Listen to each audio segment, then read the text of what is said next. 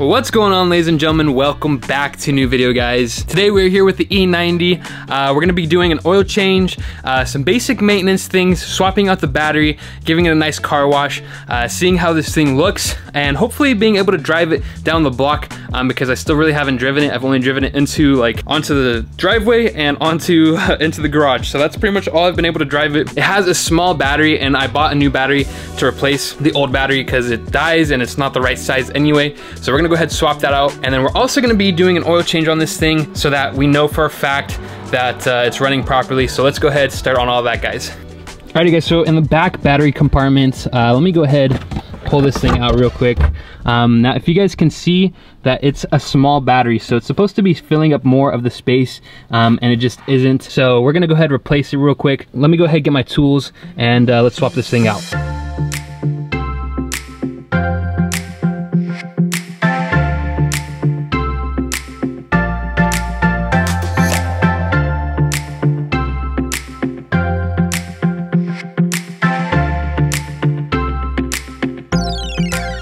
Alrighty, guys, so we got the new battery in now. Let's go ahead and test if it works every single time. I mean, I'm sure it's gonna work. It's like brand new. It's literally February 2022, so it's pretty much a brand new battery. I'm not sure how old this battery is, to be honest. It's a Duralast. Okay, so 1219, so it wasn't that old, but for some reason it just kept dying.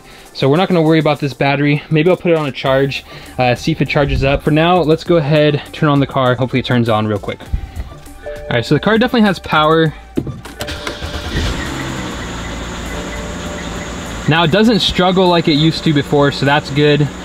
We'll probably end up coding the battery as well, because I actually checked the codes the other day to see which codes we had, and a lot of them were battery related. So it's possible that the battery will fix a lot of it. But I think for now, we're gonna go ahead and do the oil change real quick. So we're gonna turn this off. Yeah, we're gonna go ahead and do the oil change real quick, see how bad the oil actually is. The guy said it hasn't had an oil change in a long time and it's been sitting, so we definitely don't wanna be turning on the car and having it drive for a while. So let's go ahead and do that oil change. Alrighty, guys, so in the engine bay, I don't know if you guys saw last video, but it is really, really oily in here. The oil filter housing gasket is definitely leaking oil. So we're gonna be replacing the oil filter, and we're gonna be cleaning up this this area right here from the oil, because it's just really bad oil residue.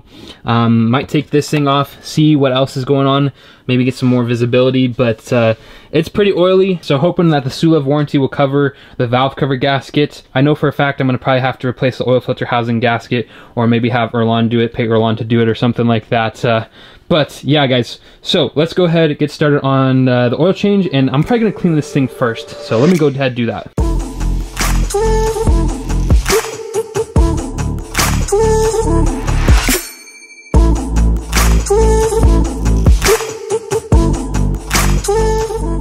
Alrighty, guys, so I don't know if you can see under here, but this thing is so oily down here. It's really bad leaks.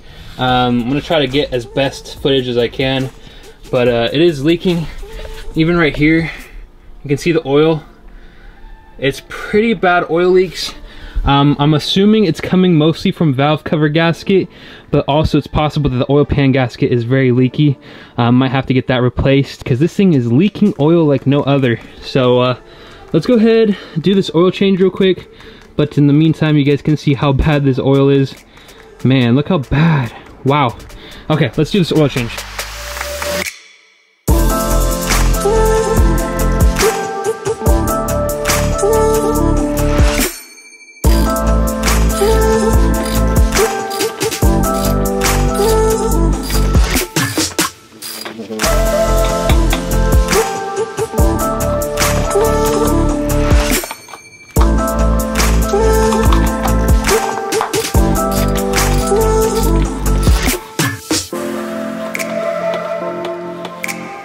Alright, guys, so we just finished up with the oil change. We went ahead and put in the MAN oil filter, put in the 5W30, Castrol Edge 5W30. So this is like what BMW recommends is Castrol Edge. So we went ahead and used that. The oil change is complete. So now I'm gonna lower the car, turn it on, check to see if it's full of oil. So let's go ahead and lower it real quick. Alrighty, guys, let's go ahead and turn it on real quick.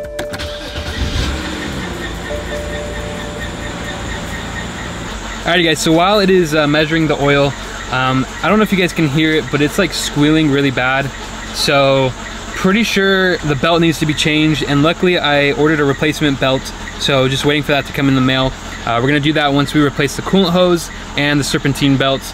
So we're gonna do all that stuff together. To be honest, it might need new pulleys because it's also possible that that's what's causing that little noise. I don't know, can you guys hear it? So it's possible that it's like just the pulley. I don't know what it could be. It could be literally anything, but yeah, now we got the oil change done. We might go ahead and take it for a little drive, even with the coolant leaking like this, just to see how it drives. Nothing too far, just like around the block. But yeah, guys, I mean, slowly but surely it's coming together. It's gonna be a nice solid daily, hopefully. And I will catch up with you guys once the oil has been measured. Alrighty guys, so we just put the oil in. So we might put a little bit extra just so it can get closer to the max line because it does leak oil consistently. So let's go ahead and do that real quick. We're gonna go ahead, give it a drive real quick. First drive. So let's go ahead and see how this thing handles.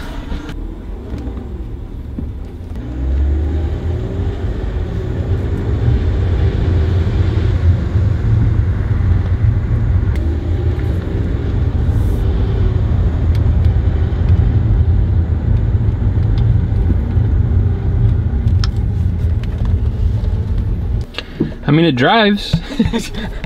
It seems to drive pretty fine. I mean, other than making that really loud noise in the front, I'm pretty sure it might be like a pulley kit that we might need to get. Also, when I press down on the brake, it seems to be giving in a lot. Like, let me see if I can show.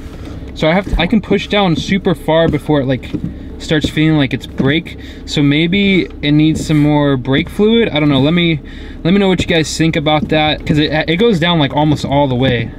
Like, it's kind of weird how it's working. Yeah, see?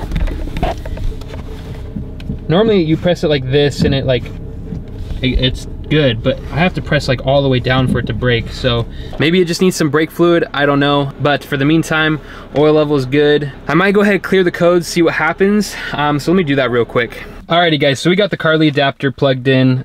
So this should be the same car that's set up a 2009 3 Series. So let's go ahead and connect real quick. Alright guys, so we ended up clearing the codes. We're gonna go ahead, let the car run for a little bit, and then I'll check back with you guys on another video to see if any of the codes popped back up. But so far, it seems pretty good. But yeah, let's go ahead, start washing the car.